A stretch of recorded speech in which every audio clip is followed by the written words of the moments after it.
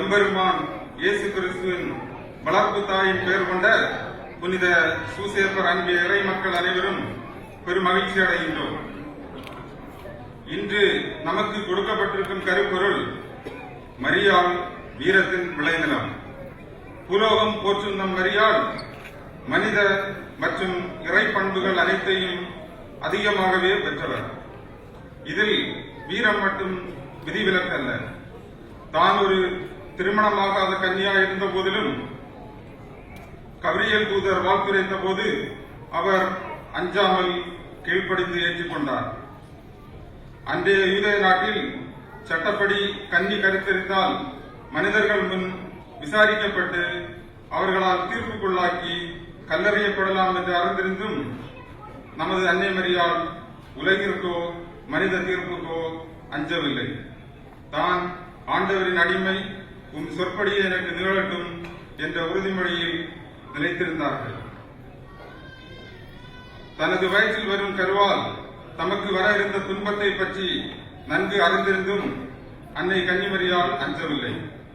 ஒரு கழுதையின் மீது அமர்ந்து யூதேயா மலை நாட்டிற்கு விரைந்து சென்ற பொழுது கருத்தாங்கிய சில நாட்களில் கரு கலைந்து விடுமோ என்று மரியாள் அஞ்சவில்லை. இயேசுவின் உயிர்காக எகிப்துக்கு ஓடி போகவும் மரியாள் அஞ்சவில்லை. கானாவூர் கல்யாண வீட்டில் திராட்சை ரசம் குறைவுபட்ட போது இயேசுவிற்கு முதல் அற்புதத்தை செய்ய கட்டளையிடவும் மரியாள் அஞ்சவில்லை. இயேசுவை கல்வாரிக்கு காணிக்கையாக்கி சிலுவையின் அடியில் என் மகன் பரிசுத்தர் என்று மௌன சாட்சியம் கொடுத்ததற்கவும் மரியாள் அஞ்சவில்லை. இயேசுவிற்கு பின் 12 ஆண்டுகள் இயேசுவின் திருச்சபைக்கு தாயாக இருந்து தன்னிடம் இயேசுவால் கொடுக்கப்பட்ட சீடர்கள் அனைவருக்கும் உறுதுணையாயிருந்து வரவிருக்கும் துன்பத்தை பற்றி அஞ்ச வேண்டாம் என்ற வீர அமுதூட்டி திருச்சபைக்கு அடிக்கற்களாய் அவர்களை நிறுவிய அன்னை கன்னிமரியாள் உலகிற்கோ மனிதருக்கோ அஞ்சவில்லை. இவ்வாறு வீரத்தின் விளைநிலமாக திகழும் நம் வேளாங்கண்ணி புனித ஆரோக்கிய அன்னையின் திருவிழாவை இத்திருப்பலி வழியாக அர்த்தமுள்ளதாக கொண்டாட உங்கள் அனைவரையும் வருக, அன்னையின் அருள் பெறுக என்று வாழ்த்தி வரவேற்கின்றோம். நன்றி, வணக்கம்.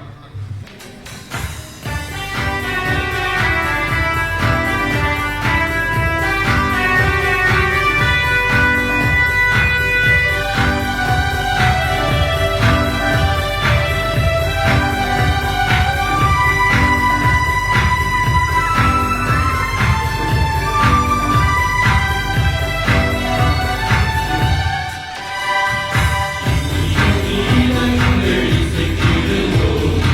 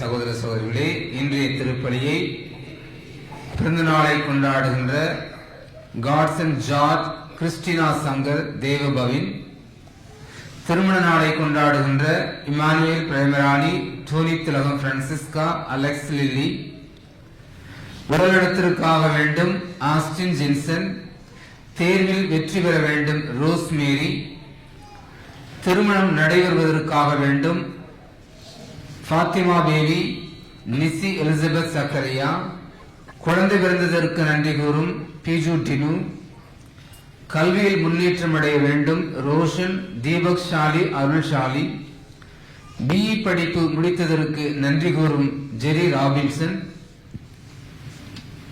மற்றும் Jincy Thomson, Peter Nicholas, Christy Nicholas, சியன் ஐசக் ஆனா, லிசி லெமிங்டன், ஜெசிகனா எல்சிலா Jelin, Regina Arul, Alex Victor, Sylvia Joseph, Thomas Bartholomew Victor, Milton Nunes, Sagayam Nirmala Vinirose, Jovina Binu, Johnson Francisca Nancy Ivan, Joseph, Edwin Leena, Mark Jessica, Ponnusamy Asha, சூசேரா பிரசன்னா சுசேரா, ரவி அனிதா ரோஷிகா, கிளைமெண்ட் சோனி, கூட்டப்புள்ளி இறைமக்கள், கள்ளிகுடம் மைக்கேல் அதிதூதர் ஆலய இறைமக்கள், நார்சி George, Ajay Mathew, Tony Bintu, Tina Jomon, மார்க்கர் டிசோசா, ஜான் கிளெமென், ரெஜினா,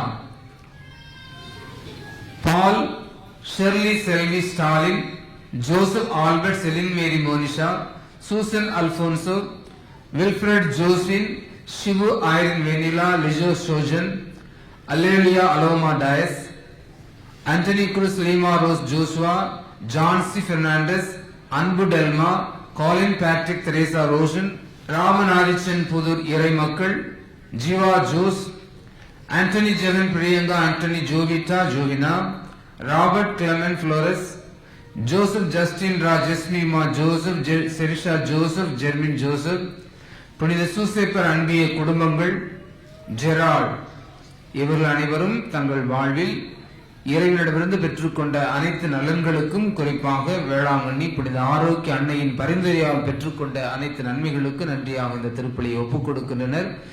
இவர்களுடைய குடும்ப கருத்துக்கள் நிறைவேறவும், இவர்களையும் இவர்கள் தொழிலையும் இவருடைய குடும்பங்களை இறை நிறைவாக ஆசீர்வதிக்கும் திருப்பலியானது ஒப்புக் கொடுக்கப்படுகின்றது. இவர்களோடு இணைந்து நம்முடைய வாழ்விலும் எவ்வளவோ நன்மைகளை அந்த அன்னையின் பரிந்துரையால் இறைவனுடைய நாம் பெற்றிருக்கின்றோம். அதற்காக திருப்பலியில நன்றி செலுத்தி தொடர்ந்து நம்மையும் நாம் செய்கின்ற பணியையும் நம்முடைய குடும்பங்களையும் நிறைவாக ஆசீர்வதிக்க இந்த திருப்பலியில் நாம் சிறப்பாக மன்றாடுவோம். மேலும் இந்த திருப்பலியானது Anthony Yohannan, Joseph Selvaraj, Francis லூடி டி குரூஸ், ஃபாத்திமா, ஞானரத்தினம் தங்கமணி, பாப்புசாமி இந்த ஆன்மாக்களுக்காகவும் மற்றும் யாரும் நினையாத ஆன்மாக்களுக்காகவும் இந்த திருப்பலியானது ஒப்புக் கொடுக்கப்படுகின்றது. தந்தை மகன் தூயாவின் பெயராலே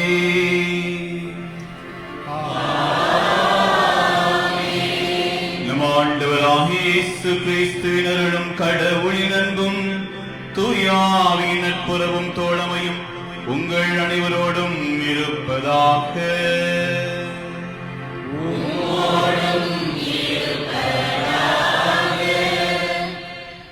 நருள்நாதர் இயேசு கிறிஸ்துவுக்குள் பிரியமான அன்பு சகோதர சகோதரிகளே, இந்த திருப்பலி ஒப்புக் கொடுக்க நாம் தகுதி பெறும் பொருட்டு தடையாக இருக்கின்ற நம்முடைய குற்றங்கள், குறைகள், பாவங்களை நினைத்து மனம் வருந்தி இறை இரக்கத்திற்காக மன்றாடுவோம். நம்முடைய வாழ்வில், உயர்வில், மகிழ்வில் நம்முடைய அன்பு உறவுகளை உதறி வாழ்ந்ததற்காகவும், நம்முடைய தாழ்வில், துன்பத்தில் இறை வல்லமையை உணர தவறிய நேரங்களுக்காகவும் இறை மன்னிப்பை இறைஞ்சி மன்றாடுவோம். நீங்கள் பாட வேண்டிய பதில்: உருகாதோ உன் மனம் இயேசுவே, ஏழையன் நீலை கண்டு உருகாதோ உருகாதோ உருகாதோ உன் மனம் இயேசுவே, ஏழையன் நீலை கண்டு உருகாதோ உருகாதோ. இறைவா, உமது இரக்கப்பெருக்கிற்கேற்ப என் மேல் இறங்கி உமது அளவற்ற இரக்கத்திற்கேற்ப என் குற்றங்களை துடைத்தருளும். என் தீவினை முற்றிலும் நீங்கும்படி என்னை கழுவியருளும். என் பாவமற்றும் போகும்படி என்னை தூய்மைப்படுத்தும். ஊருகாதோ உன் மனம் இயேசுவே, ஏழை என் நிலை கண்டு ஊருகாதோ ஊருகாதோ. இறைவா, என் குற்றங்களை நான் உணர்கின்றேன். என் பாவம் எப்போதும் என் மனக்கண்முன் நிற்கின்றது. உமக்கு எதிராக நான் பாவம் செய்தேன், உம் பார்வையில் தீயது செய்தேன். எனவே உம் தீர்ப்பினால் உம் நீதியை வெளிப்படுத்தியுள்ளீர். ஊருகாதோ உன் மனம் இயேசுவே, ஏழை என் நிலை கண்டு ஊருகாதோ ஊருகாதோ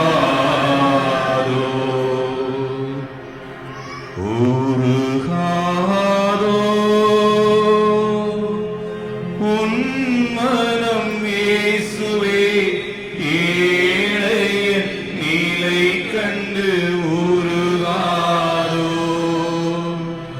ஊருகாதோ.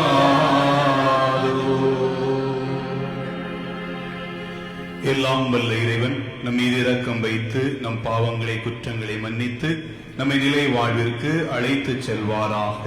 ஆமென்.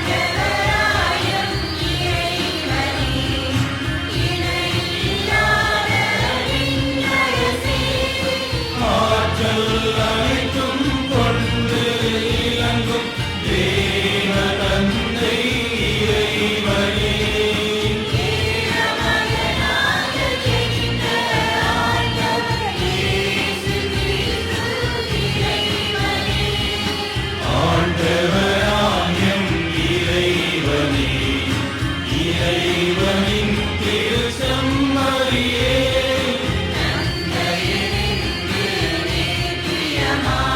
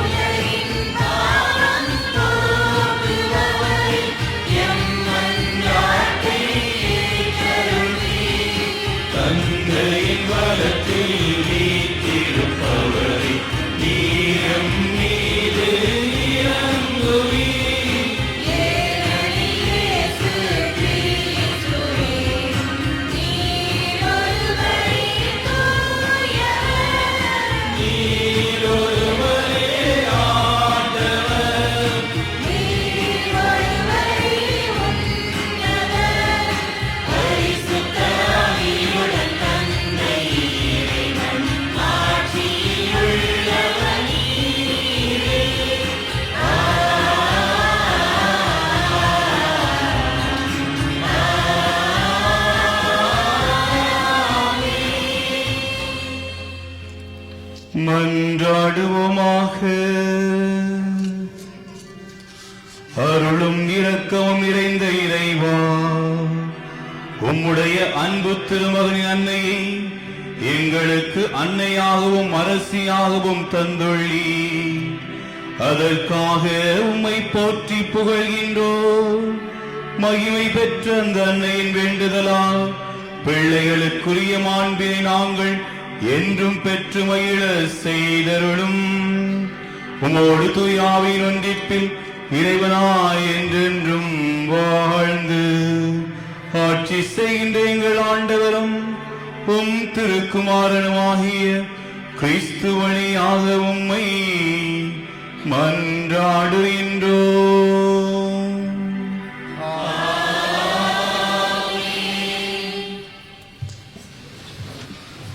முதல் வாசகம்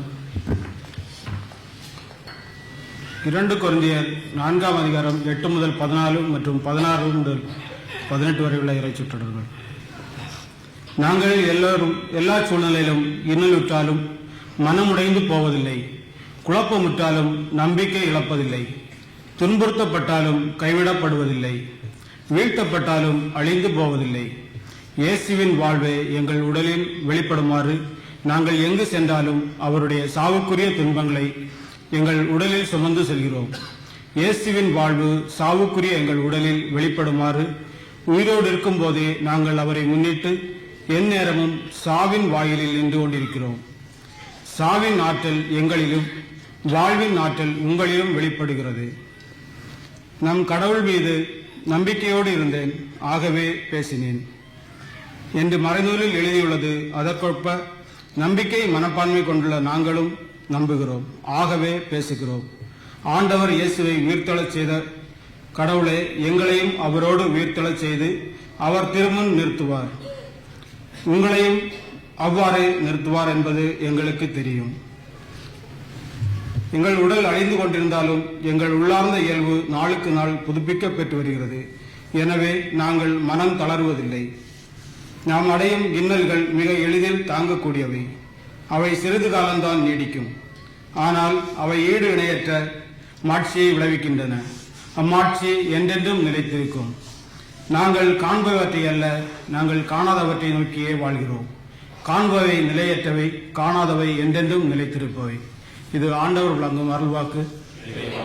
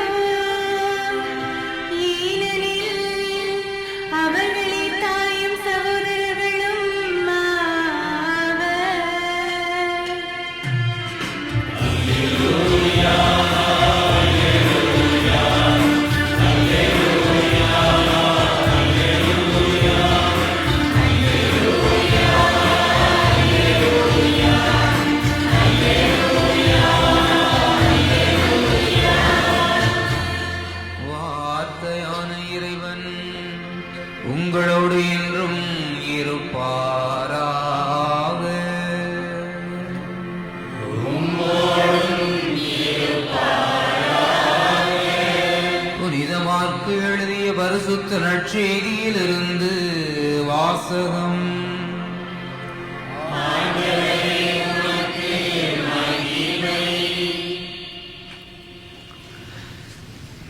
அப்பொழுது அவருடைய தாயும் சகோதரர்களும் வந்து வெளியே நின்று கொண்டு அவரை வரச் சொல்லி ஆள் அனுப்பினார்கள். அவரை சூழ்ந்து மக்கள் கூட்டம் அமர்ந்திருந்தது.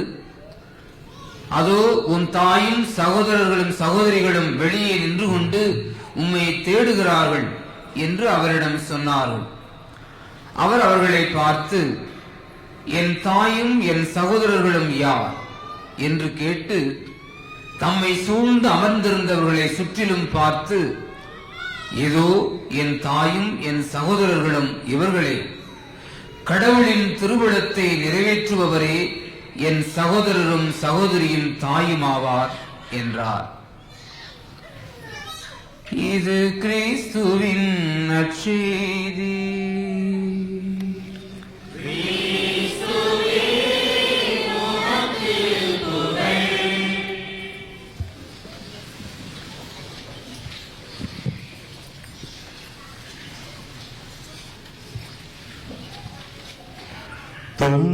கஷ்டங்கள் சூழ்ந்திடும், துன்பம் துக்கம் வரும். இன்பத்தில் துன்பம் நீவிடும், ஈரோடாய் தோன்றும் எங்கும். சோதனை வரும் வேளையில் சொல் கேட்டே செவியே, பரத்தில் இருந்து ஜெயம் வரும். பரன் என்னை காக்க வல்லோ, காக்கும் வல்ல தேவன் உண்டனுக்கு, உண்டனுக்கு, உண்டனுக்கு. காக்கும் வல்ல தேவன் உண்டனுக்கு, காத்திடுவார் என்றுமே.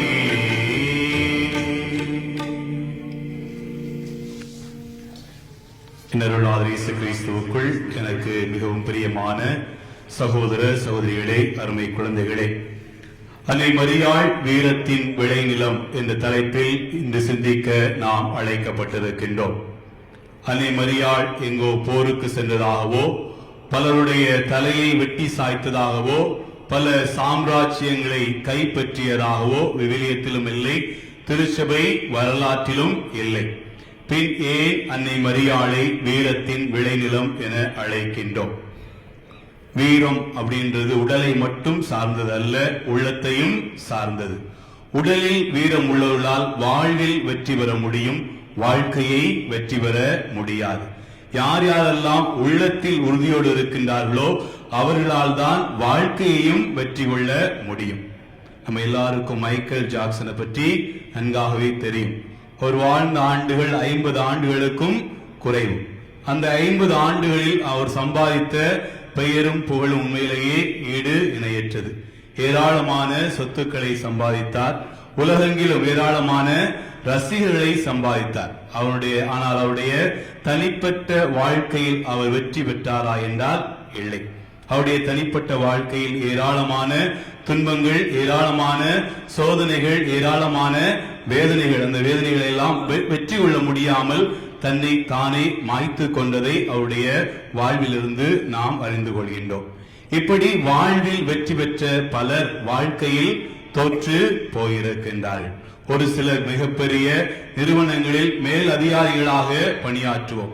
தங்களுக்கு கீழ் பணிபுரிகின்ற 500 பேரையும் கூட அதட்டி அரட்டி அவளிடமிருந்து வேலை வாங்குகின்ற அட்மினிஸ்ட்ரேட்டிவ் கெப்பாசிட்டி நிறைய பேருக்கு இருக்கும். ஆனால் வீட்டில் இருக்கின்ற ஒரு மனைவியோடும் 2 பிள்ளைகளோடும் அட்ஜஸ்ட் பண்ற கெப்பாசிட்டி சில நேரங்களில் குறைவாக இருக்கும். எனவே வாழ்வில் வெற்றி பெற்றவர்கள் எல்லாம் வாழ்க்கையில் வெற்றி பெற்றவர்கள் கிடையாது. ஆனால் அன்னை மரியாள் வாழ்விலும் வெற்றி பெற்றவர்கள், வாழ்க்கையிலும் வெற்றி பெற்றவர்கள். எப்படி அவர்களால் வாழ்விலும் வாழ்க்கையிலும் வெற்றி பெற்று வீரத்திற்கு எடுத்துக்காட்டாக இருக்க முடிந்தது என்றால், வாழ்வை அன்னை மரியாள் வாழ்வு வரும் எப்படி வந்ததோ அப்படியே ஏற்றுக்கொண்டார். அது வாழ்க்கையின் யதார்த்தங்களை ஏற்றுக்கொண்டார். இன்பத்தில் எந்த மனநிலையோடு இருந்தாரோ அதே மனநிலையோடு அவரால் துன்பத்திலும் வாழ முடிந்தது. நம்மில் பலருக்கு இன்பத்தில் நம்முடைய உறவுகள் எல்லாம் இருப்பது தெரியாது. துன்பத்தில் மட்டும்தான் உறவுகள் நம்முடைய கண் முன்பாக தெரிவார்கள். சிலருக்கு இன்பத்தில் இறைவன் தென்படுவார், துன்பத்தில் தென்படாமல் போய்விடுவார். ஆனால் எல்லா சூழ்நிலைகளிலும் இறைவனோடும் பிறரோடும் யார் நல்ல உறவுகளை வைத்துக் கொள்கின்றார்களோ அவர்களால் தான் தங்களுடைய வாழ்வில் வருகின்ற அனைத்து விதமான சூழ்நிலைகளையும் வெற்றி கொள்ள முடியும். அவர்கள் நிச்சயமாக சூழ்நிலைகளுக்கு ஒருபோதும் விலை போக மாட்டார்கள். அவருடைய பெயர் ஆர்தர் ஆஷே.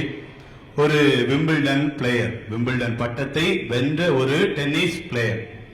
அவர் மிக சிறிய வயதிலேயே மிக கொடூரமான நோயினால் பாதிக்கப்பட்டார். அவர் மரண படுக்கையில் இருந்தபோது உலகத்தின் பல இடங்களிலிருந்தும் அவருக்கு ஆறுதல் கடிதங்கள் வருவது வழக்கம். ஒரு முறை ஒரு ரசிகை இவ்வாறு அவருக்கு எழுதியிருந்தார்: ஆர்தர் ஆசே, உங்களுக்காக நான் ஜெபிக்கின்றேன். உங்களுக்கு கடவுள் நம்பிக்கை உண்டா? ஒருவேளை ஆம் என்றால், என்றாவது நீங்கள் இறைவனிடம் இறைவா எனக்கு ஏன் இந்த துன்பம் என்று நீங்கள் கேள்வி கேட்டதுண்டா? அதற்கு ஆறுதல் ஆசை மிக அருமையான ஒரு பதிலை அந்த ரசிகைக்கு எழுதினார். என் அன்பு ரசிகையே, உங்களுடைய வார்த்தைகள் உண்மையிலேயே எனக்கு ஆறுதல் அளிக்கக்கூடியதாக இருக்கின்றது. நீங்கள் எனக்காக ஜெபிக்கின்றீர்கள் என்பதை கேள்விப்பட்டு உண்மையிலேயே மனம் மகிழ்ச்சி அடைகின்றேன். உங்களோடு ஒரு காரியத்தை பகிர்ந்து கொள்ள விரும்புகின்றேன். உலகத்தில் மொத்தம் ஏறக்குறைய 5 கோடிக்கு அதிகமான பிள்ளைகள் டென்னிஸ் விளையாட ஆரம்பிக்கின்றார்கள். அதில் வெறும் 50 லட்சம் பேர் மட்டுமே டென்னிஸ் விளையாட கற்றுக் கொள்கிறார்கள். அதிலும் 5 லட்சம் பேர் மட்டுமே டென்னிஸை முறைப்படி தொழில் ரீதியாக கற்றுக் கொள்கின்றார்கள். அதில் வெறும் 50,000 பேர் மட்டுமே தங்களுடைய மண்டலங்களிலோ மாநிலங்களிலோ விளையாடுகிறார்கள். வெறும் 5,000 பேர் மட்டுமே தேசிய அளவில் விளையாடுகின்றார்கள். வெறும் 500 பேர் மட்டுமே அகில உலக அளவில் விளையாடுகின்றார்கள். அதில் 50 பேர் மட்டுமே விம்பிள்டனுக்கு தகுதி பெறுகிறார்கள். அந்த 50 பேரில் 4 பேர் மட்டுமே அரை இறுதிக்குள் நுழைகின்றார்கள். 2 பேர் மட்டுமே இறுதிப் போட்டிக்குள் நுழைகின்றார்கள். அதில் ஒருவர் மட்டுமே வெற்றி கோப்பையை தட்டி செல்கின்றார். விம்பிள்டன் கோப்பையை நான் பெற்றபோது இறைவா எனக்கு ஏன் இந்த விம்பிள்டன் என்று கேட்கவில்லை. Crown or cross both are same for Christian என்று எழுதியிருந்தாராம். ஒருவேளை எனக்கு மகிமை தரக்கூடிய உயர்வு தரக்கூடிய மணிமுடியாக இருந்தாலும் சரி, எனக்கு துன்பத்தை அளிக்கக்கூடிய முள்முடியாக இருந்தாலும் சரி, இரண்டும் கிறிஸ்துவனாகி எனக்கு ஒன்றே என்று கூறினாராம். அன்புக்குரியவர்களே, பல நேரங்களில் துன்பங்களை நாம் சாபங்களாக பார்க்கின்றோம். சாபங்கள் என்று யார் யாரெல்லாம் துன்பங்களை பார்க்கின்றார்களோ அவர்கள் நிச்சயமாக கிறிஸ்தவர்களாக இருக்க முடியாது. ஏனென்றால் அவர்கள் கிறிஸ்துவை குறைத்து மதிப்பிடுகிறார்கள் என்று அர்த்தம். ஏனென்றால் இந்த உலகத்திற்கு மீட்பை கொண்டு வருவதற்காக, இந்த உலகத்திற்கு விடுதலை கொண்டு வருவதற்காக இயேசு கிறிஸ்து தேர்ந்தெடுத்த பாதை துன்பத்தின் பாதை. இந்த நாட்கள்ல நிறைய நோட்டீஸ் பார்க்கலாம். இங்க இல்ல, இந்தியாவில் பார்க்கலாம். என்ன போட்டீங்கன்னா, உங்கள் துக்கம் சந்தோஷமாய் மாறும், உங்கள் துக்கம் சந்தோஷமாய் மாறும். எங்க சபைக்கு வாங்க, உங்களுக்கு வேதனையே இருக்காது, உங்களுடைய வாழ்க்கையில கஷ்டமே இருக்காது. அவங்கள்ட்ட நான் கேட்கிற ஒரே கேள்விதான், எந்த அப்போஸ்தலர் அப்பார்ட்மெண்ட்ஸ் கட்டி ஜாலியா இருந்தாங்க? ராயப்பருக்கு அப்பார்ட்மெண்ட்ஸ் இருந்துச்சா? யோவானுக்கு அப்பார்ட்மெண்ட்ஸ் இருந்துச்சா? இல்ல. இன்றைக்கு முதல் வாசகத்துல வாசிக்க கேட்டோம், எங்கு சென்றாலும் கிறிஸ்துடைய பாடுகளையே நாங்கள் தாங்கி சொல்கின்றோம். எப்போ சாவோம், எப்போ உயிருக்கு வரும்னு எங்களுக்கு தெரியாது. எங்கு சென்றாலும் வேதனை, எங்கு சென்றாலும் கஷ்டங்கள், இன்னல்கின்றோம், வேதனை படுகின்றோம். இருந்தாலும் மகிழ்ச்சியோடு நாங்கள் வாழ்ந்து கொண்டிருக்கின்றோம். எனவே எந்த அப்போஸ்தலரும் துன்பத்திலிருந்து தப்பவில்லை. எனவே யார் யாரெல்லாம் துன்பங்களை சாபங்களாக கருதுகின்றார்களோ அவர்கள் நிச்சயமாக கிறிஸ்தவர்களாகவே இருக்க முடியாது. கிறிஸ்தவர்களை பொறுத்தளவில் துன்பங்கள் ஆசீர்வாதங்கள். யோவான் நற்செய்தி 9ஆம் அதிகாரத்தில் நாம் வாசிக்கின்றோம். ஆண்டவர் இயேசு கிறிஸ்துவிடம் ஒரு பார்வையற்றவனை கொண்டு வந்து நிறுத்தி அவரிடம் கேட்கின்றார்கள், ஆண்டவரே, இவன் பார்வையற்றவனாக பிறந்திருப்பதற்கு யார் காரணம்? இவன் செய்த குற்றமா அல்லது இவனுடைய முன்னோர் அல்லது இவனுடைய பெற்றோர் செய்த குற்றமா என்று சொன்ன பொழுது ஆண்டவர் மிக அருமையான ஒரு பதிலை கூறுகின்றார். இவன் செய்த பாவம் இல்லை, இவனுடைய பெற்றோர் செய்த பாவம் இல்லை, மாறாக இறைவனுடைய மாட்சி வெளிப்படுவதற்காக இவன் குருடனாக பிறந்திருக்கிறான். இதே விதமான செய்தியை தான் பவுல் அடியார் கொரிந்தியருக்கு எழுதிய 2ஆம் திருமுகத்திலையும் மிக அழகாக சொல்வார். நாங்கள் வலுவற்று இருக்கும் பொழுதுதான் ஆண்டவருடைய வல்லமையை உணர்கின்றோம். நாங்கள் வலுவற்று இருக்கும் பொழுதுதான் ஆண்டவருடைய வல்லமையை உணர்கின்றோம். எப்பொழுதெல்லாம் நாங்கள் பலகீனர்களாக உணர்கின்றோமோ அப்பொழுதெல்லாம் இறைவன் எங்களில் வல்லமையோடு செயல்படுகிறார் என்பதை நாங்கள் உணர்கின்றோம். எனவே இறைவன் நம்மில் செயல்பட நம்முடைய வாழ்வில் நமக்கு துன்பங்கள் தேவை. துன்பங்கள் எப்படி ஆசீர்வாதங்களாக மாற முடியும்? அன்புக்குரியவர்களே, துன்பங்கள் தான் நம்மை பலப்படுத்துகின்றன. நம்முடைய பலம் என்ன என்பதை நாம் அறிந்து கொள்ள நமக்கு உதவுவது துன்பங்களாகவே இருக்கின்றன.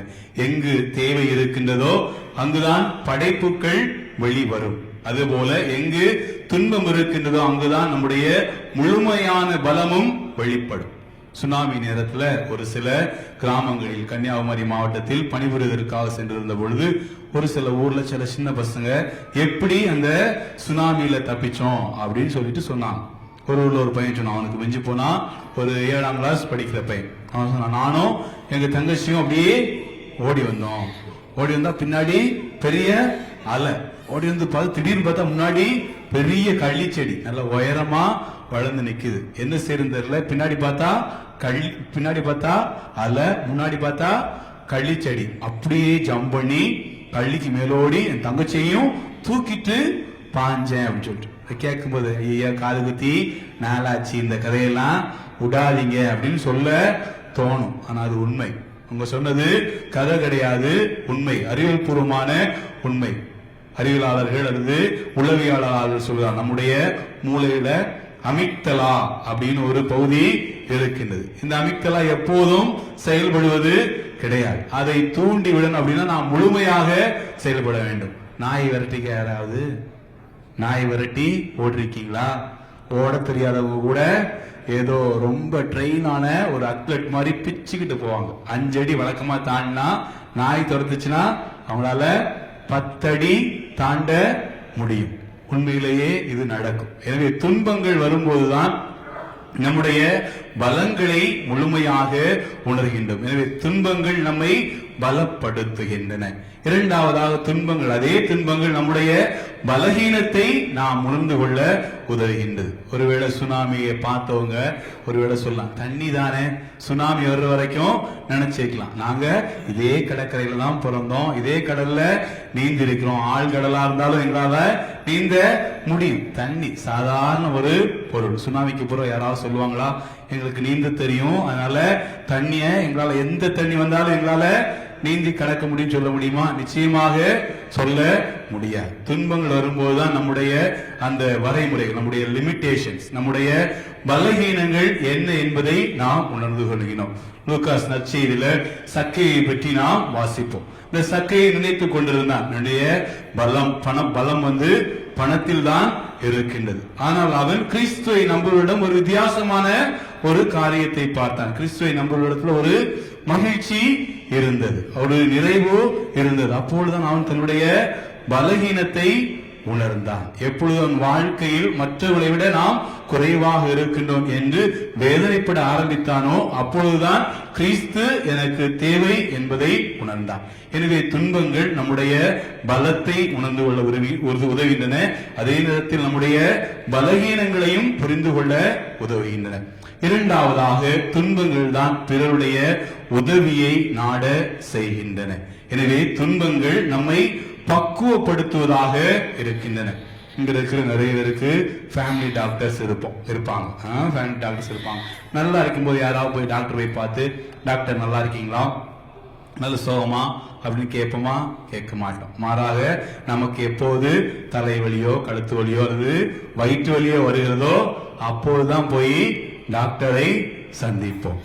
விவிலியத்துல நல்ல கல்வன் இதற்கு மிக சிறந்த உதாரணம். அவன் துன்பத்தில் தான் இறைவனை கண்டு கொண்டான், பிறருடைய உதவி தேவை என்பதை உணர்ந்து கொண்டான். துன்பத்துக்கு மத்தியில் தான் ஆண்டவரிடம் ஒரு வேண்டுதலை வைக்கின்றான். ஆண்டவரே, நீர் மாட்சிமையோடு வரும்பொழுது என்னை நினைவு கூறும். நம்முடைய வாழ்க்கையில் நாம் பல நேரங்களில் இதை உணர்ந்திருப்போம். எனவே நம்முடைய உறவுகள் நமக்கு அவசியம், அத்தியாவசியம் என்பதை நமக்கு நினைவுபடுத்துவது அல்லது நமக்கு சொல்லித் தருவது நம்முடைய வாழ்வில் நாம் சந்திக்கின்ற துன்பங்கள். நிறைய நேரத்தில் மகிழ்ச்சியாக இருக்கும் பொழுது, சந்தோஷமாக இருக்கும் போது நம்முடைய உறவுகளை பற்றியெல்லாம் நினைக்க மாட்டோம். யாராவது சந்தோஷப்படும் போது அம்மா அப்படின்னு சொல்லுவாங்களா?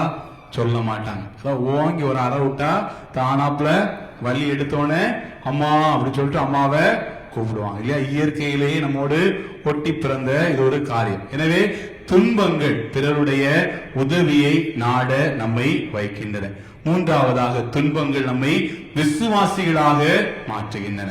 தூய அந்தோனியார் திரைப்படத்துல ஒரு அழகான பாடல் உள்ளது, ஆனந்தமானது அற்புதமானது, அந்த அதிசய மருந்தை கண்டு கொண்டேன். அதுல ஒரு அழகான வார்த்தை வரும், மரணத்தின் நாளிகை முன்பே தெரிந்தால் மனிதன் இறைவனை நினைப்பானா?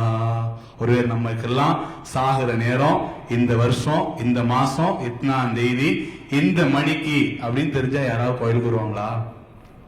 ஒருத்தருமே கோயில் பக்கம் எட்டி பார்க்க மாட்டாங்க. முந்தின நாள் வந்து நல்ல ஒரு பாவ சங்கீர்த்தனை செய்து அதற்கான பரிகாரத்தெல்லாம் செய்து நிம்மதியா மூச்சை கொட்டுருவோம் இல்லையா? அதனால துன்பங்கள் இருக்கிற வரையில் தான் நாம் விசுவாசத்தில் ஆழப்படுவோம். இதை நம்முடைய கண்களாலே நாம் கண்டுகொள்ள முடியும். எங்கு வேதனைகள் அதிகமாக இருக்கிறதோ, எங்கு வாழ்க்கை ஒரு ஸ்திரத்தன்மை இல்லை என்று மக்கள் உணர்கின்றார்களோ, அங்குதான் ஆலயத்தில் கூட்டம் கூடும்.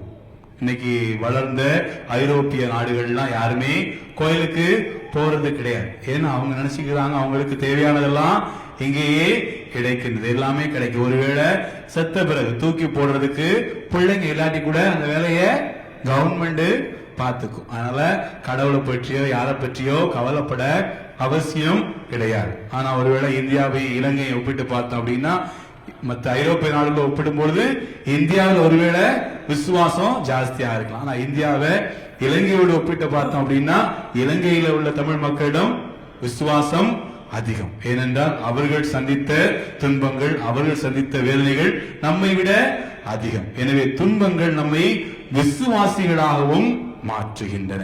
எனவே துன்பங்கள் ஒருபோதும் சாபங்கள் கிடையாது, மாறாக துன்பங்கள் ஆசீர்வாதங்கள். ஏனென்றால் துன்பங்கள் நம்மை பலப்படுத்துகின்றன, நம்முடைய திறமைகளை ஆற்றல்களை கண்டுணரவும் பயன்படுத்தவும் நமக்கு உதவுகின்றன. துன்பங்கள் நம்முடைய பலகீனத்தை உணர்ந்து கொள்ள நமக்கு உதவுகின்றன. துன்பங்கள் நம்மை பக்குவப்படுத்துகின்றன. நாம் துன்பப்படும் பொழுதுதான் பிறருடைய வேதனை என்ன என்பது நமக்கு தெரியும். ஒருவேளை நம்முடைய வாழ்க்கையில் நாம் துன்பங்களை அனுபவிக்கலை என்றால் தன்னுடைய துன்பத்தை ஏற்றுக்கொள்ள முடியாது. ஒருவேளை நான் என்னுடைய வாழ்வில் என்னுடைய பெற்றோரை இழந்திருந்தேன் என்றால், இளமையிலேயே பெற்றோரை இழந்த இன்னொருவருடைய துன்பத்தை என்னால் புரிந்து கொள்ள முடியும். எனவே துன்பங்கள் நம்மை பக்குவமும் படுத்துகின்றன. மூன்றாவதாக துன்பங்கள் நம்முடைய விசுவாசத்தை ஆழப்படுத்துகின்றன. நம்முடைய வாழ்வில் துன்பங்கள் நிச்சயம் உண்டு. வாழ்க்கையில ரெண்டு தான் துன்பம் கிடையாது. யாருக்கெல்லாம் தெரியுமா? ஒண்ணு பிரசங்க வைக்க வந்த ஃபாதர், இன்னொன்னு இங்க இருக்கிற தமிழ் மக்களுடைய ஆன்மீக வழிகாட்டி ஃபாதர் ஆண்ட்ரூஸ். அப்படியா? வாழ்க்கையில ரெண்டு தான் துன்பம் கிடையாது. ஒண்ணு பிறக்காத குழந்தை, இன்னொன்னு இறந்து போன மனிதர். இந்த ரெண்டு பேரை தவிர மற்ற எல்லாருக்கும் வாழ்க்கையில துன்பங்கள் உண்டு, வேதனைகள் உண்டு, சவால்கள் உண்டு, நிச்சயமாக குறைகள் உண்டு. இந்த துன்பங்களை எல்லாம் நாம் எப்படி எதிர்கொள்ள வேண்டும் என்பதற்கு தான் அன்னை மரியாளும் சரி, ஆண்டவர் இயேசு கிறிஸ்துவும் சரி, பவுலடியாரும் நமக்கு எடுத்துக்காட்டுகளாக விளங்குகின்றார்கள். துன்பங்கள் வரும் பொழுது அடிப்படையில் நாம் புரிந்து கொள்ள வேண்டிய ஒரு உண்மையான காரியம், இந்த துன்பம் நிலையானவை இல்லை, இதுவும் மாறி போகும். இயற்கையிலேயே இந்த அதிசயம் அற்புதம் நடந்து கொண்டிருப்பதை நாம் பார்க்கின்றோம். ஒரு பள்ளத்தை உருவாக்காமல் ஒரு மேடை உருவாக்க முடியாது. இரவு இல்லாமல் பகல் உருவாக போவது கிடையாது. மகிழ்ச்சி இல்லாமல் துன்பம் வாழ்வில் இருக்க போவது கிடையாது. சூரியன் இல்லாமல் நிலா இருக்க போவது கிடையாது. எனவே அனைத்தும் நம்முடைய வாழ்வில் மாறக்கூடியவை. எதை தவிர, மாற்றம் என்ற ஒன்றை தவிர அனைத்துமே வாழ்வில் மாறக்கூடியவை. நாம் வாழ்க்கையில பார்த்திருப்போம், நிறைய பேர் வாழ்க்கையில அடித்தட்டில் இருந்தவர்கள் என்று உயரத்தில் இருப்பார்கள். உயரத்தில் இருந்தவர்கள் ஒரே நாளில் அடித்தட்டுக்கு இறங்கி போனவர்களும் உண்டு. 2 வாரத்துக்கு முன்னாடி தமிழ்நாட்டில் ஒரு செய்தி இருந்துச்சு. ஒரு பெரிய கோடீஸ்வரர், ராம்கோ சிமெண்ட், அதெல்லாம் கேள்விப்பட்டிருப்பீங்க.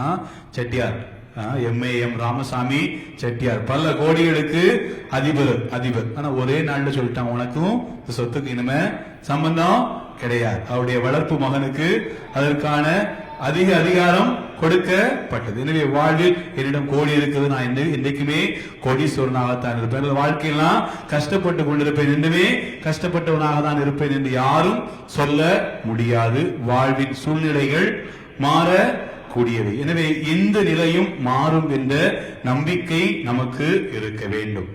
இரண்டாவதாக இன்றைக்கு முதல் வாசகத்தில் வாசிக்க கேட்டோம். பவுலடியார் தன்னுடைய துன்பங்களை எல்லாம் அடுக்கிக் கொண்டே செல்கிறார். அடுக்கிக் கொண்டு செல்கின்றவர் இறுதியில் ஒரு காரியத்தை சொல்கிறார்.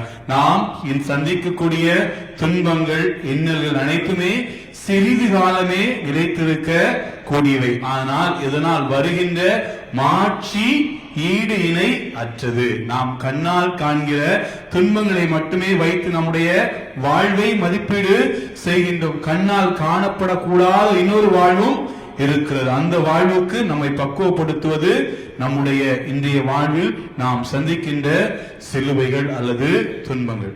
துன்பங்கள் ஒருவேளை பல விதங்களில் இருக்கலாம். ஒருவேளை பொறுப்பில்லாத குடும்ப தலைவர் சிலுவையாக இருக்கலாம், அல்லது உதாரித்தனமாக செலவழிக்கின்ற குடும்ப தலைவி சிலுவையாக இருக்கலாம், அல்லது பெற்றோருடைய அன்பை மறந்து செல்கின்ற உதறி செல்கின்ற பிள்ளைகள் சிலுவையாக இருக்கலாம். இப்படி வாழ்க்கையில் பலருக்கும் பல சிலுவைகள் இருந்தாலும் கூட இந்த சிலுவைகளை நாம் பொறுமையோடு தாங்கிக் கொள்வோம்.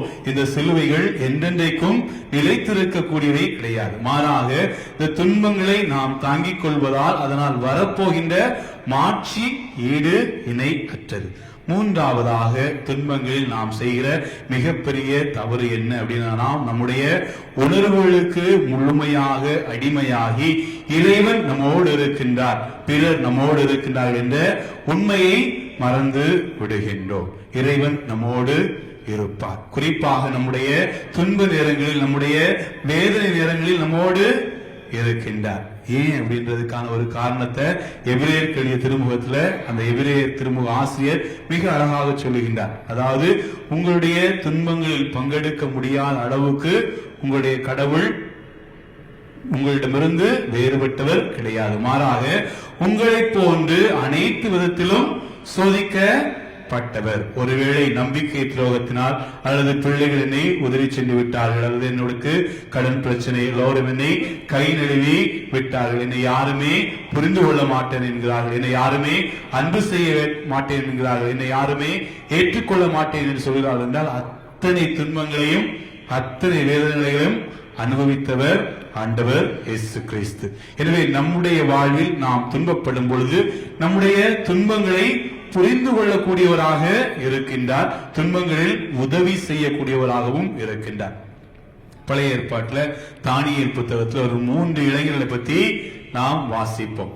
சாத்ராக்கு, மேசாக்கு, அப்னத்நேகா அப்படின்னு சொல்லிட்டு ஒரு 3 இளைஞர்களை பற்றி வாசிப்போம்.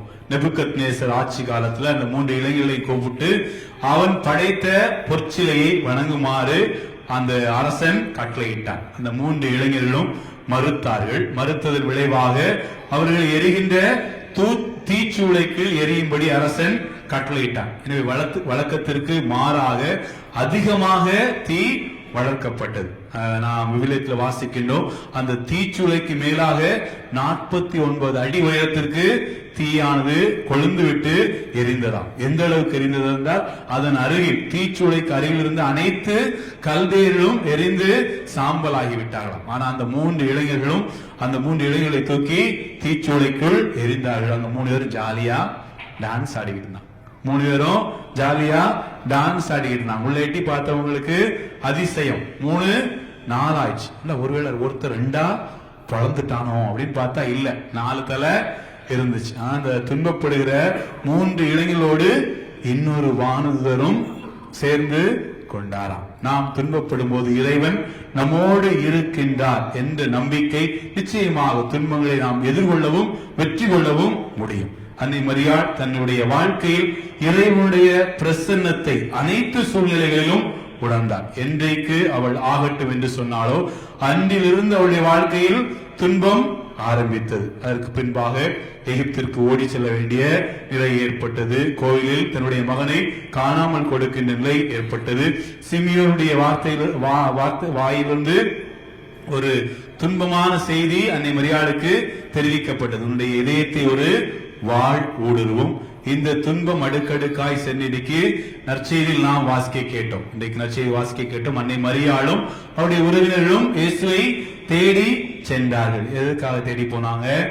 ஆண்டவரை கரெக்டா கட்டி தூக்கிட்டு வர்றதுக்காக போனாங்க. அதுக்கு முன்பகுதியில நாம் வாசிக்க கேட்போம், ஆண்டவரை பலரும் பலவாறாக பேசினார்கள். இவனுக்கு தீய ஆவி பிடித்திருக்கிறது, இவன் மதிமயங்கி போய்விட்டான், பேய்கள் கூட்டத்தின் தலைவனாகிய பெயல்செபூலை கொண்டு இவன் பேய்களை ஓட்டுகின்றான். இந்த செய்தி அன்னை மரியாளுக்கு நிச்சயமாக அதிக துன்பத்தை வேதனையை கொடுத்திருக்க வேண்டும். இதெல்லாம் மிக அதிகமாக கல்வாரியில் செய்யாத குற்றத்திற்காக தன்னுடைய மகன் அநியாயமாக தண்டிக்கப்பட்ட பொழுது நிச்சயமாக அவருடைய இதயம் சுக்கு நூறாக உடைந்து போயிருக்க வேண்டும். ஆனால் அன்னை மரியாள் அனைத்து சூழ்நிலைகளிலும் இறைவனுடைய பிரசன்னத்தை உணர்ந்தார், இறை திருவுளத்தை தன்னுடைய வாழ்க்கையில் வாழ முன்வந்தார். எனவே சூழ்நிலைகளுக்கு இறை ஆகாமல் சூழ்நிலையை வெற்றி கொள்பவளாக அவள் மாறினார்.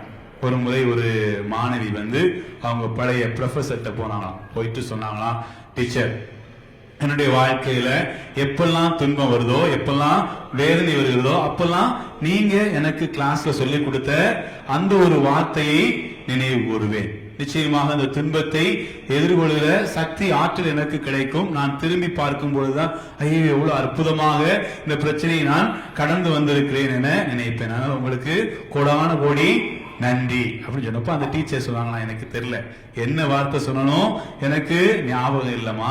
ஏன்னா நிறைய மாணவிகளை என்னுடைய வாழ்க்கையில சந்திச்சிருக்கு, நிறைய பேருக்கு சில வார்த்தைகளை கூறியிருப்பேன். அதனால என்ன சொன்னேன் அப்படின்னு ஞாபகம் இல்லை, என்ன சொன்ன உனக்கு அப்படின்னு சொன்னப்போ அந்த மாணவி அந்த ஆசிரியரும் சொன்னாங்களா, I don't know what the future holds for me, but I know who holds my future. என்னுடைய எதிர்காலம் எனக்கு என்ன வைத்திருக்கின்றது என்பது எனக்கு தெரியாது, ஆனால் என்னுடைய எதிர்காலத்தை வைத்திருப்பவர் யார் என்பது எனக்கு தெரியும். இந்த ஒரு வார்த்தையை திரும்ப திரும்ப உங்களுடைய வாழ்க்கையிலையும் நினைத்து பாருங்கள். என்னுடைய எதிர்காலம் எனக்கு என்ன வைத்திருக்கின்றது என்பது எனக்கு தெரியாது, ஆனால் என்னுடைய எதிர்காலத்தை வைத்திருப்பவர் யார் என்பது எனக்கு தெரியும். என்னுடைய எதிர்காலத்தை வைத்திருப்பவர் நீதியுள்ள இறைவன். எனக்கு எது தேவை, எப்போது தேவை என்பதை உணர்ந்து தேவையானவற்றை தேவையான நேரத்தில் தேவையான அளவு கொடுக்க வல்லவராக இருக்கின்றார். இந்த நம்பிக்கை தான் ஆண்டவர் இயேசு கிறிஸ்துவையும் சரி, அன்னை மரியாளையும் சரி, தூய பவுலடியாரையும் சரி துன்பங்களை வென்று வீரத்தின் விளைநிலமாக, வீரத்தின் எடுத்துக்காட்டுகளாக மாற்றி இருக்கிறது. அன்புக்குரியவர்களே, நம்முடைய வாழ்வில் வெற்றி பெறுவது முக்கியமல்ல, வாழ்வை வெற்றி பெறுவோம். ஆமென்.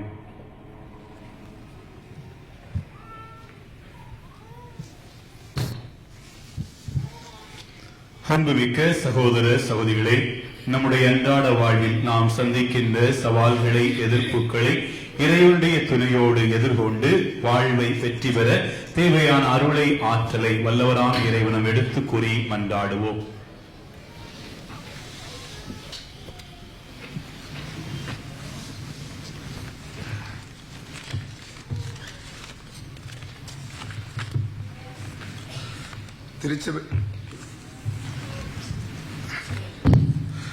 திருச்சபையே அவரது உடல் எங்கும் எல்லாவற்றையும் நிரப்புகின்றது, அவரால் அது நிறைவு பெறுகிறது.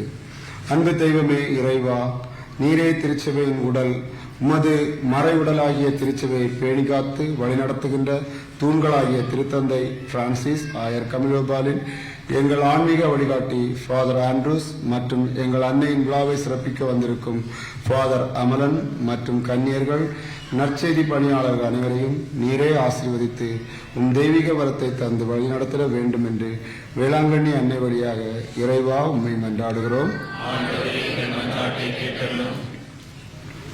ஆண்டவர் ஆட்சி செய்கிறார், அவர் மாட்சி ஆடையாக அணிந்துள்ளார். ஆண்டவர் வல்லமையை கட்சியாக கொண்டுள்ளார். உலக நாடுகளை எல்லாம் ஆளுகின்ற மாவேந்தர்களாகிய அன்பு தெய்வமே இறைவா, எங்கள் தாய்நாடாம் இந்தியா, இலங்கை மற்றும் நாங்கள் பணிபுரியும் பஹ்ரைன் நாட்டு தலைவர்களையும் அதிகாரிகளையும் ஆசீர்வதியும். இவர்கள் நாட்டு மக்களின் நலன்களை கருத்தில் கொண்டு தன்னலமற்ற நீதியையும் நேர்மையான ஆட்சியையும் நடத்த தூய ஆவியின் ஞானத்தை வழங்க வேண்டும் என்று வேளாங்கண்ணி அன்னை வழியாக இறைவா உம்மை மன்றாடுகிறோம். கடவுளின் திருவுளத்தை நிறைவேற்றி வரும் என் தாயும் சகோதர சகோதரியும் ஆவர். எங்களை தாயின் மேலாக நேசிக்கின்ற அன்பு இறைவா, கடவுளின் வார்த்தையை கேட்டு அதன்படி வாழ்ந்து அவருடைய விருப்பத்தை நிறைவேற்றுவரும் உன் தாயாகவும் சகோதரராகவும் இருக்கின்றார்கள் என்று நற்செய்தி வழியாக எங்களுக்கு கற்பித்திருக்கின்றேன். உம் கட்டளைகளை எங்கள் வாழ்வில் கடைபிடித்து உமது மேலான அருள் வரங்களை தர வேண்டும் என்று புனித ஆரோக்கிய அன்னை வழியாக இறைவா உம்மை மன்றாடுகிறோம். அன்பு தெய்வமே, நீர் அன்பில் உருவானவர், எங்களை அன்பு வழியில் வாழ அழைக்கின்றவர். நாங்கள் எல்லாவற்றுக்கும் மேலாக உம்மை அன்பு செய்யவும் அயலாரை அன்பு செய்யும் வழிகாட்டும் என் பங்கில் செயல்படும் எல்லா குழுக்களையும், குறிப்பாக இன்றைய நாளை சிறப்பிக்கும் புனித சூசேப்பர் அன்பியத்தையும் அதன் குடும்பங்களையும் ஆசிர்வதியும். கடல் கடந்து வந்து பணி செய்த இந்த நாட்டில் நாங்கள் அன்பியங்கள் வழியாக உம்மை மென்மேலும் மகிமைப்படுத்தவும் புகழவும் உமது மேலான அருளையும் ஆசிரியையும் பொழிந்து அன்பியங்கள் இறை வார்த்தையில் வாழ்ந்து உம் அன்பிற்கு சாட்சிகளாய் மாறிட புனித வேளாங்கண்ணி அன்னை வழியாக இறைவா உம்மை மன்றாடுகிறோம். நானே உன்னை குணமாக்கும் ஆண்டவர் என்று மொழிந்த தெய்வமே, உடல் நோயாலும் மன நோயாலும் வாடும் உள்ளங்களை உம் பாதம் படைக்கின்றோம். எல்லா நோயாளிகளையும் நீர் தொட்டு குணமாக்கும். மேலும் எங்கள் பங்கிலும் குடும்பங்களிலும் இறந்து போன ஆன்மாக்களுக்காக மன்றாடுகிறோம். நீரே அவருடைய பாவங்களை மன்னித்து நித்திய இளைப்பாற்றியை தந்தரும் மாறு புனித வேளாங்கண்ணி அன்னை வழியாக இறைவா உம்மை மன்றாடுகிறோம். தனிப்பட்ட கருத்துக்களுக்காக மௌனமாக மனதுருகி புனித ஆரோக்கிய அன்னை வழியாக இறைவனை வேண்டுவோம். இரக்கமும் கருணையும் நிறைந்த இறைவா, நீர் கண்ணயர்வதும் இல்லை உறங்குவதும் இல்லை என்பதை நாங்கள் உறுதியாய் நம்புகின்றோம். எங்களுடைய வாழ்வில் உம்முடைய உடனிருப்பை உணர்ந்து உம்முடைய வல்லமையை ஏற்று வாழ்வை வருவது போல் ஏற்று எல்லா சூழ்நிலையிலும் உம்மோடும் எங்களுடைய அன்பு உறவுகளோடும் நல்ல உறவு நிலையில் வாழ தேவையான வரங்களை கேட்டு எம் மண்டாட்டுக்களையும் திருப்பாதம் சமர்ப்பித்திருக்கின்றோம். எங்கள் மண்டாட்டுக்கு தயவாய் செவி சாய்த்து எங்களையும் எங்களுடைய பணியையும் எங்கள் அன்பு பிள்ளைகளையும் எங்கள் குடும்பங்களை நிறைவாக ஆசீர்வதித்தல்ல எங்கள் ஆண்டவராகிய கிறிஸ்து வழியாக மன்றாடுகின்றோம். ஆமென். பிரியமானவர்களே, இன்று எடுக்கப்படுகின்ற காணிக்கையானது அருட்தந்தை அமலன் அவர்களுடைய செலவினங்களுக்காக பயன்படுத்தப்படும். எனவே சற்று தாராளமாக காணிக்கை செலுத்துமாறு உங்களை அன்போடு கேட்டுக்கொள்கின்றேன்.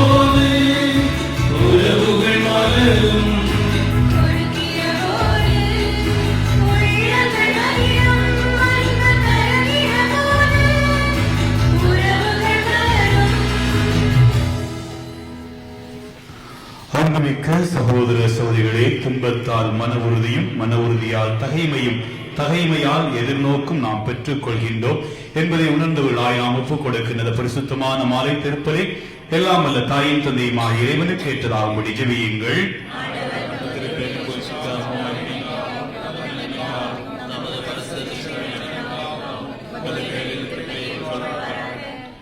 தாயும் தந்தையுமாகிய இறைவா, தூய கன்னிமரியாளின் நினைவு நாளில் நாங்கள் இக்காணிக்கைகளை மனமுவந்து கொண்டு வந்துள்ளோம். தூய ஆவியால் நிரப்பப்பட்டு நான் ஆண்டவரின் அடிமை என்று கூறி தம்மையே முற்றிலும் உமக்கு கையளித்த எங்கள் அரசியாம் புனித மரியாளை பின்பற்றி அவருடைய பிள்ளைகளாகிய நாங்களும் இப்பலி வழியாக முற்றிலும் உமக்கே உரியவராக மாறிட செய்தருளும். எங்கள் ஆண்டவராகிய கிறிஸ்து வழியாக உம்மை மன்றாடுகின்றோ.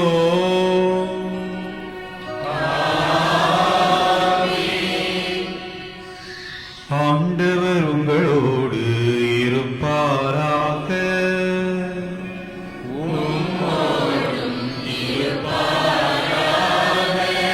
இதை எங்களை ஆண்டவரிடம் எழுப்புங்கள்.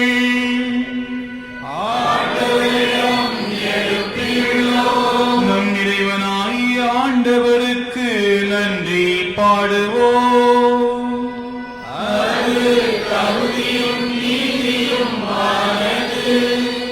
ஆண்டவரே தூயவரான தந்தையே, என்றும் வாழும் எல்லாம் வல்ல இறைவா, எந்நாளும் எவ்விடத்திலும் நாங்கள் உமக்கு நன்றி செலுத்துவதும் எப்பொழுதும் கண்ணியான தூய மரியாளின் வணக்க நாளில் நாங்கள் உம்மை போற்றி புகழ்ந்தேத்துவதும் மெய்யாகவே தகுதியும் நீதியும் ஆகும். எங்கள் கடமையும் மீட்புக்குரிய செயலுமாகும். அந்த அன்னை தூய ஆவி நிழலிட்டதால் உம்முடைய ஒரே பேரான திருமகனை கருத்தரித்து தம்முடைய கன்னிமையின் மகிமை குன்றாமலே அந்த முடிவில்லா ஒளியான எங்கள் ஆண்டவர் இயேசு கிறிஸ்துவை உலகிற்கு அளித்தார். அவர் வழியாகவே உமது மகத்துவத்தை வானக தூதர் அனைவரும் அணியணியாக இடையராது புகழ்ந்தேத்தி பணிந்து வணங்குகின்றனர், கூடி மகிழ்ந்து கொண்டாடுகின்றனர். அவர்களோடு எங்கள் குரலையும் சேர்த்துக் கொள்ளுமாறு நாங்கள் உம்மை தாழ்மையிடம் இறஞ்சி புகழ்ந்து அக்களித்து பாடுவதாவது.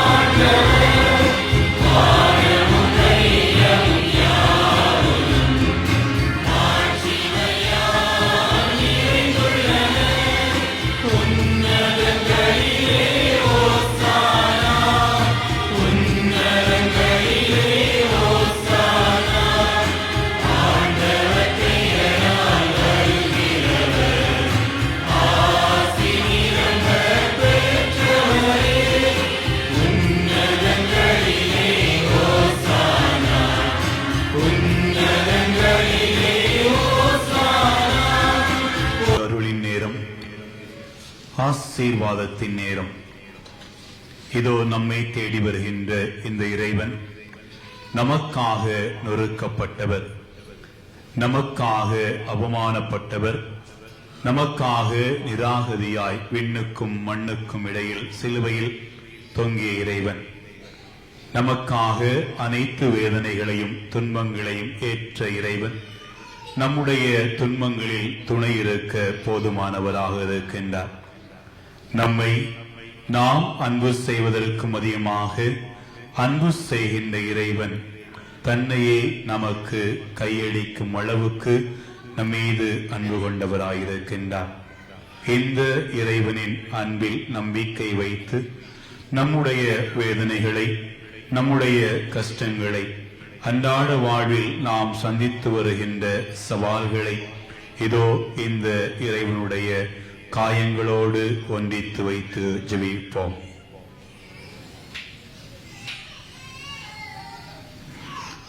வானக தந்தையே, நீர் மெய்யாகவே தூயவர், புனிதத்திற்கு எல்லாம் ஊற்று. ஆகவே உடைய தூய ஆவியை பொழிந்து இக்காணிக்கைகளை புனிதப்படுத்த வேண்டுமென உம்மை மன்றாடுகின்றோம். இவ்வாறு எங்கள் ஆண்டவர் இயேசு கிறிஸ்துவின் உடலும் இரத்தமுமாக எங்களுக்கு இவை மாறுவனவாக. அவர் பாடுபட மனமு வந்து தம்மை கையளித்த போது அப்பத்தை எடுத்து நன்றி செலுத்தி அதை பிட்டு தாம் சீடருக்கு அளித்து கூறியதாவது: அனைவரும் இதை வாங்கி உண்ணுங்கள், ஏனெனில் இது உங்களுக்காக கையளிக்கப்படும் என் உடல்.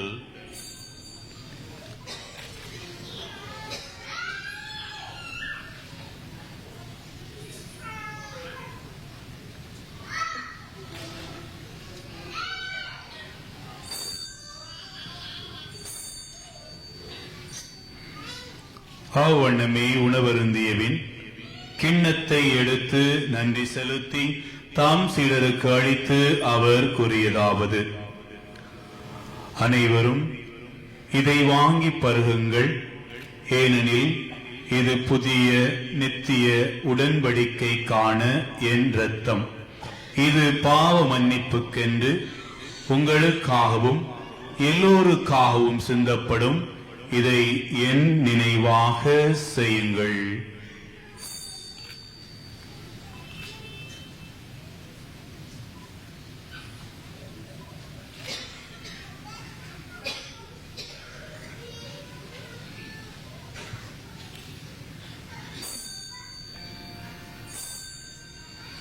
இது விசுவாசத்தின் மறைபொருள்.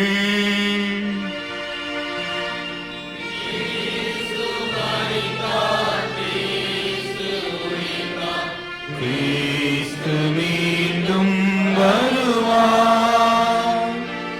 கிறிஸ்து மரித்தார், கிறிஸ்து உயிர்த்தார், கிறிஸ்து மீண்டும் வருவார். ஆகவே இறைவா, நாங்கள் கிறிஸ்துவின் இறப்பையும் உயிர்ப்பையும் நினைவூர்ந்து வாழ்தரும் அப்பத்தையும் மீட்பளிக்கும் கிண்ணத்தையும் ஒப்புக் கொடுக்கின்றோம். உம் திருமுன் நின்று ஊழியம் புரிய தகுந்தவர்களென எங்களை ஏற்றுக்கொண்டீர். எனவே உமக்கு நன்றி செலுத்துகின்றோம்.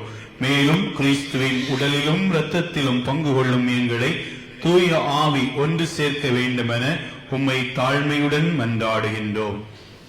இறைவா, உலகெங்கும் பரவியிருக்கும் இந்த திருச்சபையை சிறப்பாக எங்கள் திருத்தந்தை பிரான்சிஸ், எங்கள் ஆயர் கமில்லோ, ஏனைய ஆயர்கள், திருப்பணியாளர்கள், துறவியர், பொதுநிலையினர் இன்று நன்றி திருப்பலியை ஒப்புக் கொடுக்கின்ற Jincy Thomson, Peter Nicholas, Christy Nicholas, சியனா ஐசகானா, லிசி லெவிங்டன், ஜெசிகனா எல்சிலா ஜெனின், Regina Arul, Alex Victor, Sylvia Joseph, Austin Jinson, Thomas Bartholomew Victor, Milton Nunes, Sahayam Nirmala Vinirose, Jovina Benu, Johnson Francisca Nancy Ivan Joseph, Edwina Leena Mark Jessica, Ponnusamy Asha, சுசேரா கிருஷ்ணா சுசேரா, ரவி அனிதா ரோஷிகா, கிளைமண்ட் சோனி, கூட்டப்புள்ளி இறைமக்கள், கள்ளிகுளம் மைக்கேல் அதிதூதர் ஆலய இறைமக்கள், நான்சி ஜார், அஜய் மேத்யூ, டோனி பெந்து, Tina Jomon, Margaret D'Souza, John Clement Regina, Rosemary, Godson George, Christina Shankar தேவ பவின்,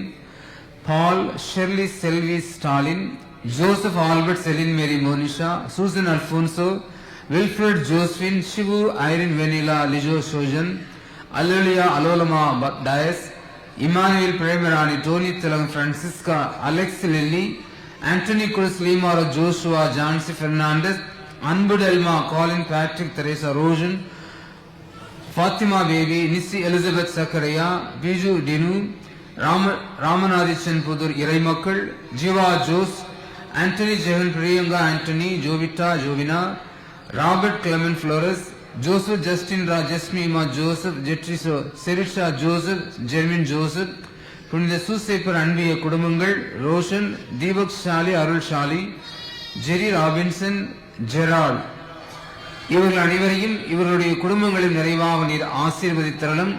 கடந்த காலங்களிலே இந்த குடும்பங்களுக்கு எவ்வளவோ நன்மைகளை நீ செய்து கொண்டு வருகின்றீர். அதற்காக நன்றி செலுத்தின அதே வேளையில் தங்களது வாழ்க்கையில் வருகின்ற சவால்களையும் துன்பங்களையும் துயரங்களையும் எதிர்கொள்ளக்கூடிய நேர்மறையான அணுகுமுறையை இவர்களுக்கு தந்து என்றும் அவர்கள் தங்களுடைய வாழ்வில் உம்மை துணையாக கொண்டு நீர் தருகின்ற ஆற்றலையும் வல்லமையும் நேர்மையான வழிகளில் பயன்படுத்தி உம்மை உமது திட்டத்தை முழுமையாக புரிந்து கொண்டு அதற்கேற்ற வல்லவர்களாக நல்லவர்களாக அந்த உலகத்திலே வாழ்ந்து சாட்சி வரக்கூடிய தாராள உள்ளம் கொண்டவர்களாக நிறைவாக ஆசீர்வதிக்க உம்மை கெஞ்சி கேட்கின்றோம்.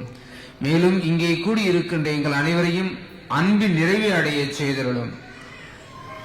உயிர்த்தொரு நம்பிக்கையுடன் இறந்து போன எங்கள் சகோதர சகோதரிகளையும் குறிப்பாக Anthony Yohannan, Joseph Selvaraj, Francisca லூடி டிக்ரூஸ், பாத்திமா, ஞானரத்தினம் தங்கமணி, பாப்புசாமி இந்த ஆன்மாக்களையும் மற்றும் யாரும் நினையாத ஆன்மாக்களையும் இறந்த அனைவரையும் நினைவு கூர்ந்து ஒளிமிக்க திருமணி ஏற்றுக்கொள்ளும். எங்கள் அனைவர் மீதும் இரக்கமாயிரும்.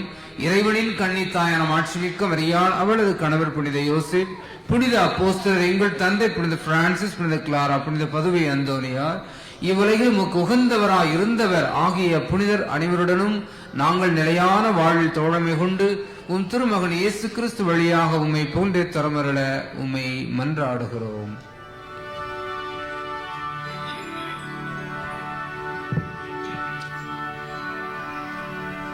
இவர் வழியாக இவரோடு இவரில் எல்லாம் வல்ல இறைவனாய தந்தையே,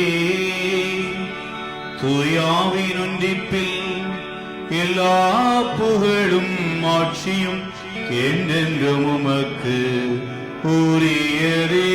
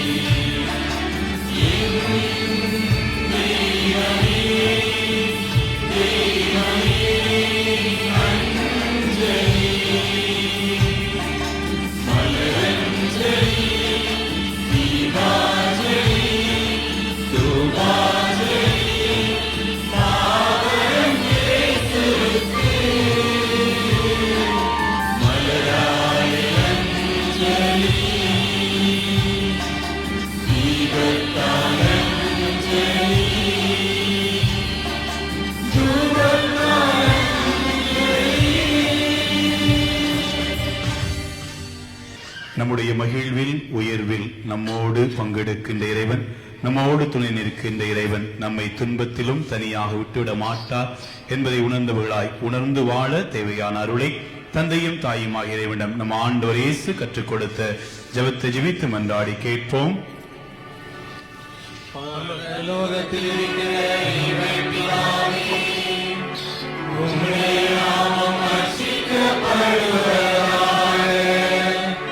உம்முடைய ராஜ்யம் வருக, உம்முடைய சித்தம் பரலோகத்தில் செய்யப்படுவது போல பூலோகத்திலும் செய்யப்படுவதாக. எங்கள் அனுதின உணவை எங்களுக்கு இன்று அளித்தருளும். எங்களுக்கு தீமை செய்தவரை நாங்கள் பொறுப்பது போல எங்கள் பாவங்களை பொறுத்தருளும். எங்களை சோதனையில் விழவிடாதேயும், தீமையிலிருந்து எங்களை ரட்சித்தருளும். ஆண்டவரே, தீமைகள், எங்களுடைய உடல் நோய்கள், உள்ள கலக்கங்கள், எதிர்காலத்தை குறித்த அச்சங்கள், எங்கள் அவநம்பிக்கைகள் அனைத்திலிருந்து எங்களை விடுவித்து எங்கள் வாழ்நாளில் அமைதியை கனிவுடன் அருளும் மன்றாடுகின்றோம். முதலக்கத்தின் உதவியால் நாங்கள் பாவத்திலிருந்தும் எல்லா விதமான தீமைகளிலிருந்தும் எப்போதும் விடுதலை பெற்று யாதொரு கலக்கம் இன்றி நலமாயிருப்போமாக. நாங்கள் நம்பியிருக்கும் பேரின்ப வாழ்வையும் எமீட்பராகிய இயேசு கிறிஸ்துவின் வருகையையும் மகிழ்ச்சியுடன் எதிர்பார்த்திருக்கின்றோம். ஆண்டவராகிய இயேசு கிறிஸ்துவே, அமைதியை உங்களுக்கு விட்டுச் செல்கின்றேன், என் அமைதியையே உங்களுக்கு அளிக்கின்றேன் என்று உம் அன்பு திருத்துதர்களுக்கு மொழிந்தீரே.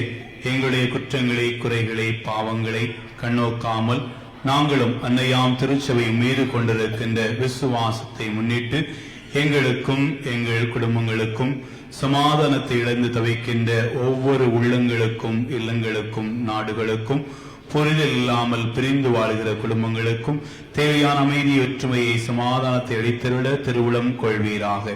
எனும் வாழ்ந்து ஆட்சி செய்கின்றவர் நீரே. ஒரு நிமிடம் கண்களை மூடி உலகம் தர முடியாத அமைதியை தரவல்ல இறைவன் இதோ நற்கண்ணி விடில் நம்ம மத்தியில் பிரசன்னமாயிருக்கின்றார் என்பதை உணர்ந்து நம்மை முழுமையாய் ஒப்புவித்து சமாதானத்திற்காய் ஜெபிப்போம்.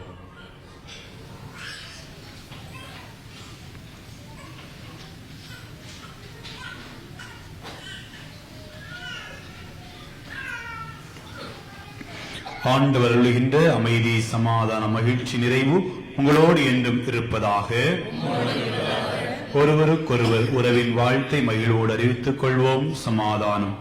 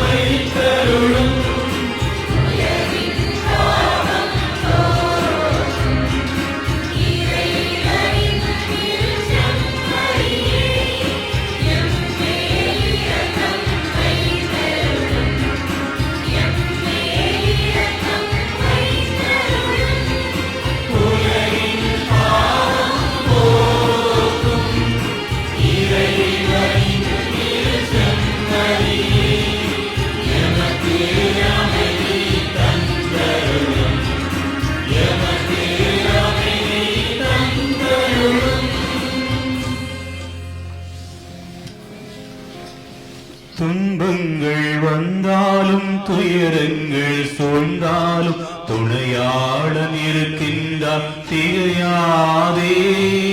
துன்பங்கள் வந்தாலும் துயரங்கள் சூழ்ந்தாலும் துணையாளன் இருக்கின்றார், திகையாதே. தோள் மீது உன்னை தாங்கி நடத்திடுவார், தோள் மீது உன்னை தாங்கி நடத்திடுவார். நம்முடைய வாழ்வில், உயர்வில், அமைதியில், நிறைவில் அக்கறை கொண்ட இறைவன் இதோ இந்த நாளில் நம்மை தேடி வந்திருக்கின்றார். அனைத்தையும் இலவசமாய் தர தன்னை பெற்று அனைத்தையும் பெற்றுக்கொள்ள அன்போடு அழைக்கின்றார். அழைக்கப்பட்ட நாம் உண்மையிலேயே பெரு பெற்றவர்கள். ஆண்டவரே, தேவரிடமிருந்து நான் தகுதியற்றவன், ஆனால் வார்த்தை மட்டும் சொல்லியிடும் நான் நம்முடையும்.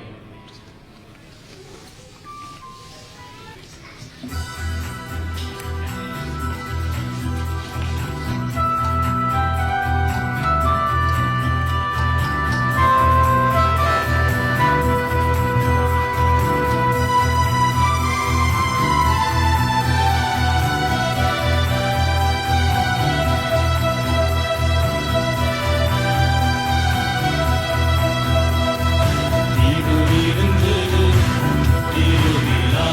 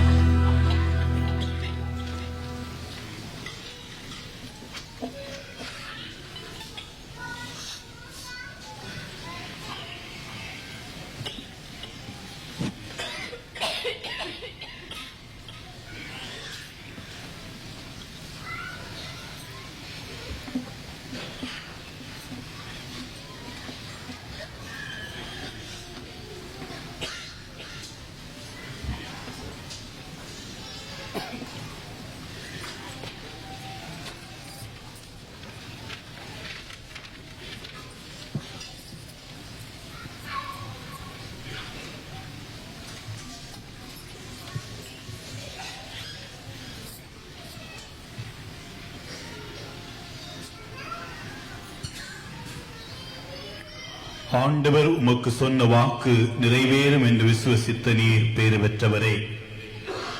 நன்றி கூறி மன்றாடுவோமாக. தாயும் தந்தையுமாகிய இறைவா, இத்திருப்பலியில் உம்மிடமிருந்து நாங்கள் பெற்றுக்கொண்ட கொடைகளுக்காக உமக்கு நன்றி நவிழ்கின்றோம். உம்முடைய திருமகனாகிய இயேசுவின் திருவுடலையும் இரத்தத்தையும் உணவாக உட்கொண்ட நாங்கள் எங்கள் வாழ்வில் மேன்மேலும் இயேசுவை போல வாழவும் அவருடைய அன்னையின் பிள்ளைகளாக மாறவும் செய்தருளும். எங்கள் ஆண்டவராகிய கிறிஸ்து வழியாக உம்மை மன்றாடுகின்றோ.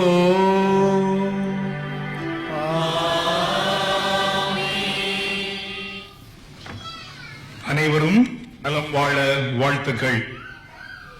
இந்த 9ஆம் நாள் நவநாள் திருப்பலியை மரியாள் வீரத்தின் விளைநிலம் என்ற கருப்பொருளில் இந்த வழிபாட்டை சிறப்பித்த புனித சூசியப்பர் அன்பியத்தினருக்கு நமது நன்றியும் வாழ்த்துக்களும். ஆண்டவர் உங்களோடு இருப்பாராக.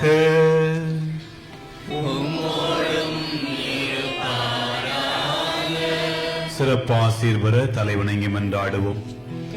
தூய கன்னிமரியாளும் பிறந்த தம் திருமகன் வழியாக நம்மை மீட்க திருவுளம் கொண்ட இறைவன் தம் அருட்கொடைகளால் உங்களை நிரப்புவாராக.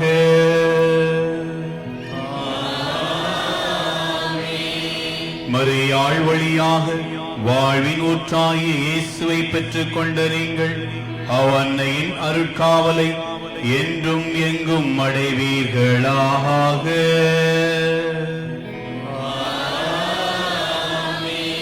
இன்று நம் அன்னையின் விழாவை கொண்டாட பக்தி பற்றுதலோடு கூடியிருக்கும் நீங்கள் ஆன்மீக வாழ்வின் மகிழ்ச்சியையும் விண்ணக கொடைகளையும் பெற்று செல்வீர்களாக.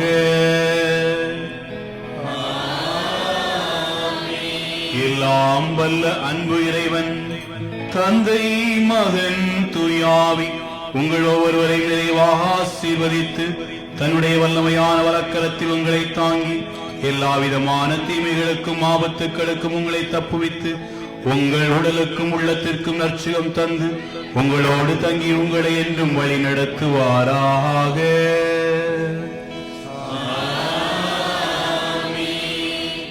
நம்முடைய எதிர்காலம் நம்மை படைத்த இறைவனுடைய கரங்களில் இருக்கிறது. அந்த இறைவன் நம் மீது அக்கறை கொண்டவராக இருக்கின்றார் என நம்பிக்கையில் சென்று வாழ்வோம். திருப்பலி நிறைவேறிற்று. இறைவா உமக்கு நன்றி.